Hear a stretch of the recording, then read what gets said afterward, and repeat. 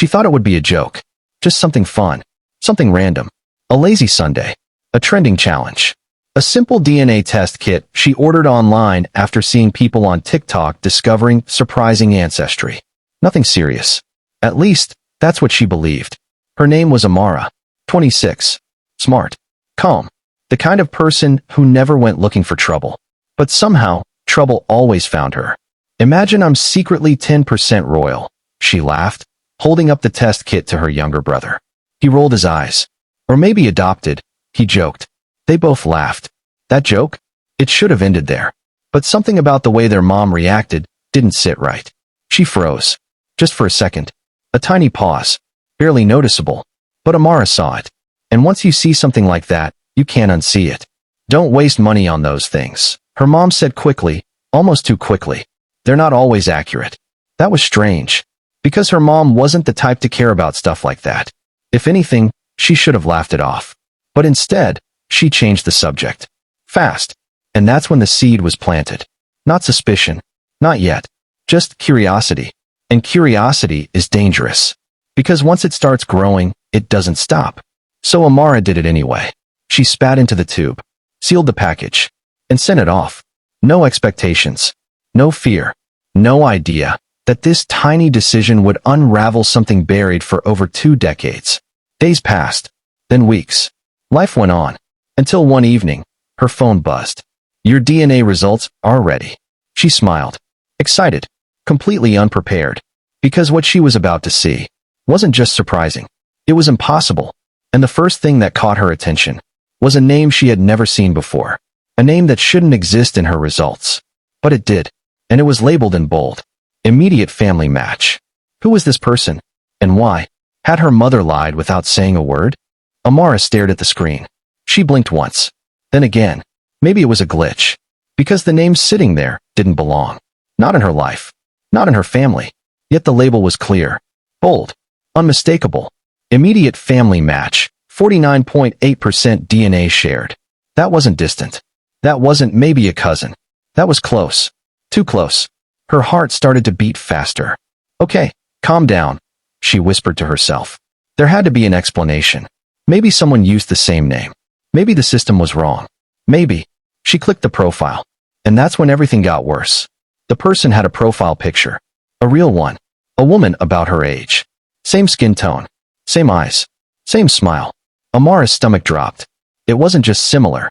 It was familiar. Like looking at a version of herself she had never met. No, no, no, no. She leaned closer to the screen. Her fingers trembling. Scrolling. Searching. Hoping to find something. Anything. That would make sense of this. But every detail only made it more real. Same birth year. Same country. And then, the detail that made her chest tighten. Location, Lagos. Close. Too close. This wasn't some random person across the world. This was someone nearby. Someone real. Someone connected to her. But how? She was an only child. Well, technically two. Her younger brother. That was it. That's all she had ever known. That's all she had ever been told. So who was this? And why did it feel like this wasn't just a mistake? Her phone buzzed again. A notification. From the app. You have a new message from your DNA match. Amara froze. She hadn't even reached out yet. Slowly, hesitantly she opened it. One sentence. Just one. But it changed everything. Hi. I think we might be sisters. Amara's breath caught in her throat. Sisters? That wasn't possible. It couldn't be. Because if it was true, then someone in her family had been hiding the truth her entire life. And deep down, she already knew who. Amara didn't reply. Not yet. Because once you answer a message like that, there's no going back. She locked her phone, dropped it on the bed, started pacing. Sisters? She whispered. It didn't make sense. Her mom would never lie about something like that, right? But then, that pause earlier, that strange reaction, it came rushing back. And now, it didn't feel random anymore. Amara grabbed her phone again, opened the message. Read it slowly. Hi. I think we might be sisters. No emojis. No jokes. Just serious. She clicked the girl's profile again. This time, she noticed something new. A linked social media account. Her heart started racing. She tapped it. Photos loaded. And the more she scrolled, the more uneasy she felt. Because this girl, this stranger, had pieces of Amara's life on her page. Same cafe. Same university. And then, a photo that made her freeze. The house. Her grandmother's house. The one they visited every December. Amara zoomed in. Her chest tightened. How is this possible? Now it wasn't curiosity. It was fear. Her phone buzzed again. Another message. She hesitated, then opened it. I know this is weird, but I've been searching too. My mom won't talk about my dad. And your last name keeps coming up. Amara's heart dropped. Her last name? How? Unless. No. But the thought was already there. Her mom knew. She had to. Amara slowly looked toward her mom's room. The door was slightly open. Light spilling out. She swallowed hard. Because now she had a choice. Walk away. Or walk in and ask a question that could change everything. And deep down, she already knew which one she was about to choose. Amara didn't knock. She just walked in. Her mom looked up from the bed, surprised. Amara? Everything okay? For a second, Amara almost said yes. Almost smiled. Almost walked away. But then she remembered the message. The face. The house. No, she said quietly. Something's not okay. Her mom sat up straighter. What do you mean? Amara didn't answer immediately. Instead, she pulled out her phone, opened the app, and turned the screen around. Who is this? Her mom glanced at it. And in that moment, everything changed. Because she didn't look confused. She didn't look curious. She looked caught, like someone who had just been exposed. Her eyes froze on the name. Her lips parted slightly, but no words came out. That silence. It said everything. Mom, Amara's voice shook now. Why does this say she's my sister? Still nothing. Just tension. Thick. Heavy. Unavoidable. Say something. Her mom stood up quickly. Started pacing. Running her hands through her hair. I told you those tests are not always accurate, she said, forcing a weak laugh. But it didn't land. Not this time. Stop, Amara snapped. Her voice sharper now. Don't lie to me. That hit. Her mom froze. Turned slowly. And for the first time, Amara saw something she had never seen before. Fear. Real fear. Not anger.